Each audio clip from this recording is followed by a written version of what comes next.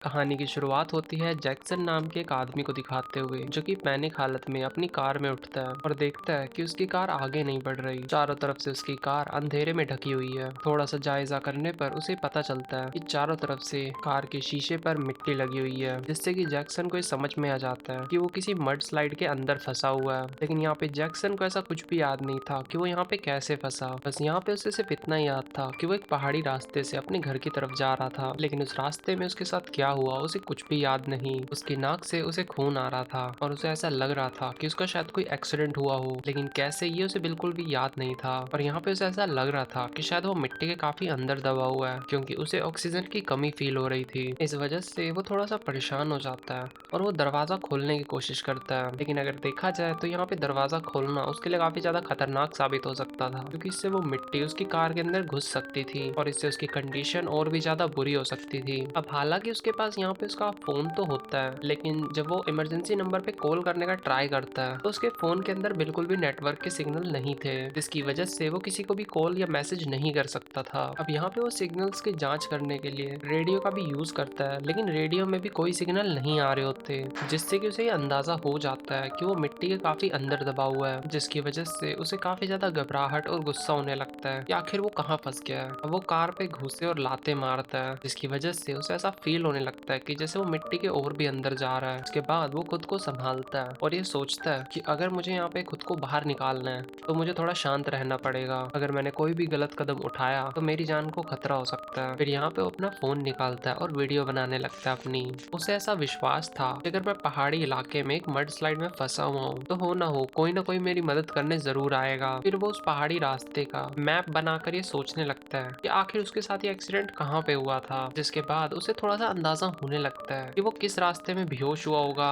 अब यहाँ पे जैक्सन को ये भरोसा था कि उसे बचाने के लिए कोई ना कोई बचाव दल जरूर आएगा, लेकिन साथ ही साथ उसे ये डर भी था कि कहीं ऐसा ना हो कि उनके आने से पहले ही मैं खत्म हो जाऊं। फिर यहाँ पे उसे कांच क्रैक होने की आवाजें आती हैं। फिर वो देखता है कि सन रूफ पे पत्थरों की वजह से क्रैक आ रहे हैं, क्योंकि उसके ऊपर काफी सारी मिट्टी थी और उसमें पत्थर भी थे। अगर यहाँ पे वो सन रूफ टूटती तो सारी मिट्टी सीधा उसी के ऊपर आ जाती। अब वो इसी बारे में सोचते हुए ये फैसला करता है कि मुझे इसका कुछ जल्द ही करना पड़ेगा, नहीं तो ये बाद में परेशानी का कारण बन सकता है। अब यहाँ पे जैक्सन अपने फोन को रस्सी से बांधता है और उसे वो लटका के ये देखना चाहता था कि आखिर उसकी कार किस एंगल पे मुड़ी हुई है, जिससे कि उसे ये अंदाजा हो जाए कि आखिर मिट्टी का दबाव किस तरफ ज्यादा होगा। अब इस चीज को करने से उसे पता चल जाता है कि कार का लेफ्ट हिस्सा ज्यादा मुड़ा हुआ है, जिसके बाद वो ये सोच लेता है कि जो राइट हिस्सा है वो अगर ऊपर की तरफ है और अगर यहाँ से मैं मिट्टी हटाऊं तो यहाँ से मेरे बचने के काफी ज्यादा चांसेस होंगे। इससे पहले कि वो और कुछ कर पाता, वो ये देखता है कि कार के छोटे छोटे हिस्सों से काफी सारी चींटियां उसके कार के अंदर आ रही हैं। जैक्सन को ये बात पता थी कि इन चींटियों की वजह से उसे इन्फेक्शन हो सकता, तो इसीलिए वो कार के छोटे छोटे छेदों को बंद करने लगता है। अब यहाँ पे जैक्सन की घबराहट और भी बढ़ने लगती है। फिर वो कार का हॉर्न बजाने लगता है ताकि किसी न किसी इंसान को उसकी कार की आवाज आ जाए, लेकिन क्योंकि जैक्सन मिट्टी के काफी अंदर दबा हुआ था तो जिसकी वजह से उसकी कार के हॉर्न को कोई भी नहीं सुन पाता। अब वो अपने डर को कम करने के लिए अपनी वाइफ की वीडियो देखने लग जाता है। यहाँ पे जैक्सन अपनी वाइफ को काफी ज्यादा प्यार करता था।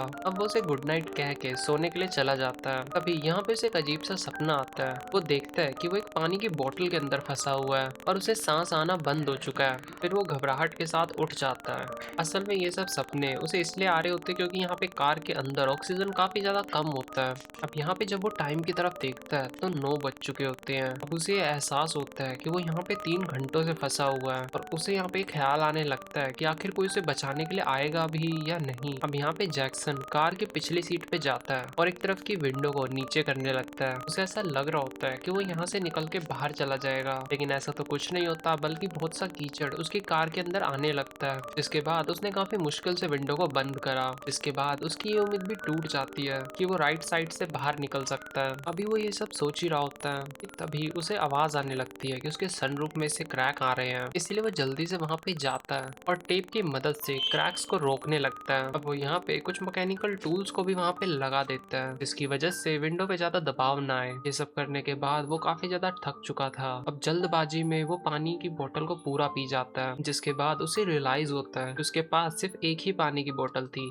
जो कि उसने खत्म कर दी। और अब वो ये सोचने लगता है कि शायद उसे ऐसा नहीं करना चाहिए था, इस पानी को उसे धीरे धीरे खत्म करना चाहिए था, क्योंकि सर्वाइवल में पानी बहुत ही ज्यादा जरूरी होता है। खैर, अब वो अपनी कार की बैक साइड में एक क्रॉस बनाता है और प्रेयर करने लगता है कि प्लीज मुझे यहाँ से निकाल दीजिए, मुझे जिंदा रहना है, प्लीज मुझे मेरी वाइफ के पास वापस जाना है। और यहाँ पे जैक्सन को ये भी डर था कि कहीं ऐसा ना हो जाए कि मैं यहीं फंसा रह जाऊं और मेरी वाइफ को मेरे बारे में कुछ पता ही ना चले, उसे ऐसा ना लगे कि मैं उसे बिना बताए छोड़ के चला गया हूँ। अब क्योंकि यहाँ पे उसकी मेंटल कंडीशन भी ठीक नहीं थी, उसे बुरे ख्याल आ रहे थे कि कहीं ऐसा तो नहीं होगा कि मेरे जाने के बाद मेरी वाइफ को ये लगे कि मैं एक धोखेबाज हूँ, और क्या इस समय वो मुझे ढूंढ भी रही होगी। वो काफी ज्यादा डरा हुआ था, लेकिन अब वो थोड़ा सा रोने के बाद ये फैसला करता है कि अब मुझे किसी न किसी तरह यहाँ से बाहर निकलना ही होगा। अब वो अपनी कार की डिग्गी में ये चेक करता है कि आखिर उसके पास क्या क्या टूल्स है। अब ये सब वो चेक ही कर रहा होता है कि उसे आवाज आने लगती है कि उसकी सनरूफ से पानी टपक रहा है। यहाँ पे वो मुंह लगा के पानी पीने की कोशिश तो करता है, लेकिन क्योंकि वो पानी काफी कम तेजी से आ रहा होता है तो इसीलिए उसके मुंह के अंदर सिर्फ कुछ बूंदें ही आ पाती हैं।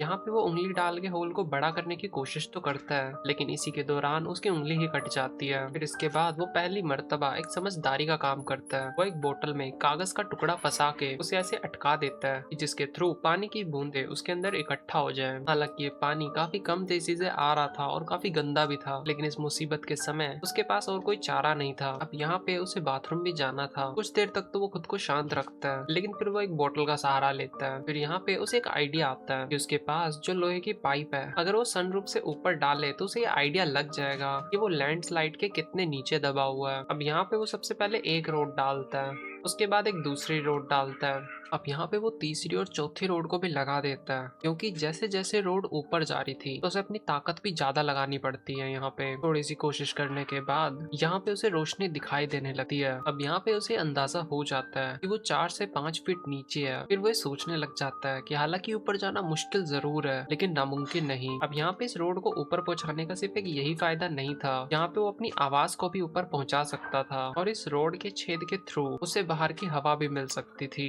अब यहाँ पे जैक्सन एक बहुत बड़ी बेवकूफी करता है। वो ये सोचता है कि अगर मैं इस रस्सी में आग लगा दूं जिससे कि बाहर धुआं जाएगा तो शायद इस धुएं को कोई देख ले, लेकिन होता बिल्कुल इसका उल्टा है। यहाँ पे सारा धुआं कार के अंदर फैल जाता है, जिसकी वजह से कार में मोनोऑक्साइड फैल जाती है और अब कार के अंदर सांस लेना और भी ज्यादा मुश्किल हो जाता है। अब यहाँ पे जैक्सन ये बात जानता था कि ये धुआं उसके लिए खतरनाक हो सकता है, लेकिन क्योंकि ये धुआं ज्यादा नहीं है तो ये उस छेद के थ्रू यहाँ से जल्द ही निकल जाएगा। जैक्सन यहाँ पे कार के पीछे कुछ कैलकुलेशन कर रहा होता है कि तभी उसे कुछ खिसकने की आवाज आती है। पीछे मुड़ के देखा तो वो रोड नीचे आ रही होती है। यहाँ पे जैक्सन उस रोड को रोकने की कोशिश करता है, लेकिन इसी सब के दौरान वो रोड उसके सर में लग जाती है, जिसके बाद वो बेहोश हो जाता है। अब जब उसकी आंख खुलती है तो वो देखता है कि वो अपने घर में पहुंच चुका है। अब वास्तव में जैक्सन को यहाँ पे भ्रम हो रहा होता है, मतलब हेलुसिनेशन। फिर जैक्सन कुछ देर में उठ जाता है। इन सब चीजों के बाद जैक्सन बिल्कुल ही टूट चुका था, लेकिन उसने अभी भी हार नहीं मानी थी। फिर जो शर्ट उसने पहनी हुई थी उसे उतारता है और अपने सर पे बांध लेता है जिससे कि ब्लीडिंग रुक सके। फिर उसने देखा कि सनरूफ अब पूरी तरीके से टूट चुकी है और बहुत सी मिट्टी उसकी कार के अंदर आ चुकी है। अब इस मिट्टी के अंदर जैक्सन को एक मरा हुआ परिंदा मिलता है। इसे देख के उसे काफी ज्यादा दुख होता है। उसे ऐसा लग रहा होता है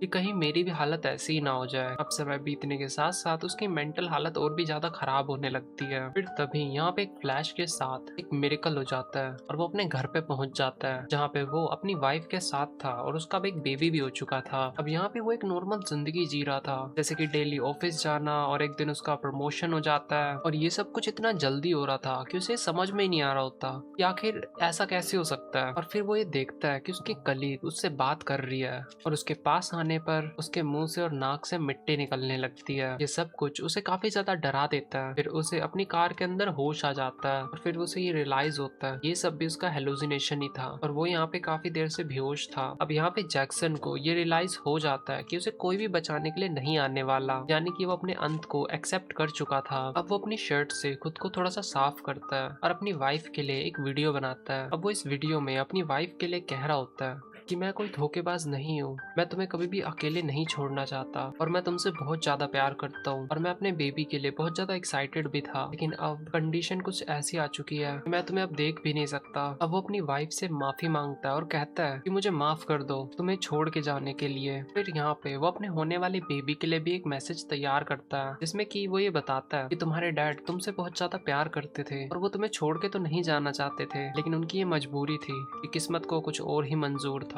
हालांकि ये सारे मैसेजेस ने काफी हंसते हुए रिकॉर्ड करे थे, लेकिन वो अंदर से बिल्कुल टूटा हुआ था। वीडियो को रोकते के साथ ही वो फूट फूट कर रोने लगता है। इन सब के बाद उसकी बॉडी में अब बिल्कुल भी एनर्जी नहीं बची होती, तो वो फिर से सो जाता है और इस मर्तबा हमें दिखाया जाता है कि आखिर रास्ते में वास्तव में हुआ क्या था। पहाड़ के घुमावदार मोड़ पे लैंडस्लाइड होने की वजह से उसकी कार उलट जाती है, जिसके बाद वो फिसलती हुई मड स्लाइड में फंस जाती है और इस सपने के दौरान ही उसे याद आ जाता है कि आखिर उसका एक्सीडेंट किस तरीके से हुआ था। अब यहाँ पे कार के अंदर उसे पूरा एक दिन बीत जाता है और उसका भूख से बहुत बुरा हाल होता है और अब कपड़ा हटाने पर वो ये नोटिस करता है कि उसके जख्मों का भी बुरा हाल है, उनमें अब इन्फेक्शन हो चुका है, उसे काफी ज्यादा प्यास लग रही होती है, तो वो इसीलिए अपना ही यूरिन पीने लगता है। अब यहाँ पे वो एक चिप्स के पैकेट को भी चाट रहा होता है और उसके अंदर बचे हुए मसाले को भी खाने लगता है। फिर यहाँ पे वो देखता है कि उसकी कार का पिछला हिस्सा भी अब टूट चुका है और उसमें से भी काफी सारी मड उसकी कार के अंदर आ रही है और फिर सनरूफ के क्रैक भी और ज्यादा बढ़ने लगते हैं। अब उसे एहसास हो चुका था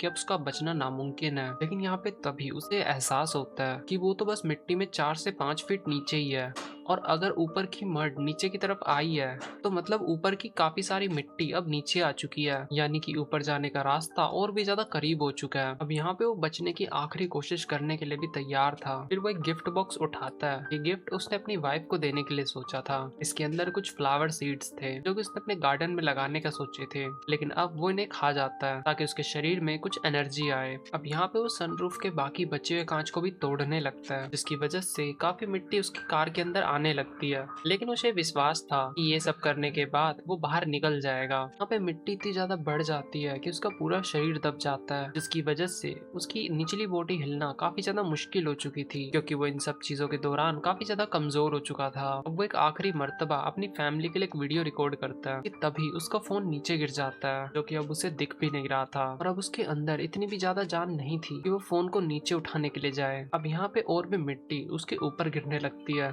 जिसकी वजह से लगभग उसका पूरा शरीर ही ढक रहा था, लेकिन अब वो एक आखिरी कोशिश करते हुए अपना हाथ को ऊपर बढ़ाता है। अब फाइनली उसे थोड़ी सी रोशनी दिखाई देती है। अब फाइनली मूवी के एंड में वो इस जगह से बाहर निकल जाता है और हमें वो लोकेशन भी दिखाई जाती है जहाँ पे वो इंसान फंसा हुआ था, यानी कि जैक्सन एक ऐसी जगह पे फंसा हुआ था जहाँ पे दूर दूर तक कोई भी इंसानी रास्ता नहीं था और कोई भी उसे यहाँ पे ढूंढने के लिए नहीं आने वाला था। लेकिन अब फाइनली जैक्सन अब बाहर निकल चुका है और वो अब एक नॉर्मल जिंदगी जी सकता है।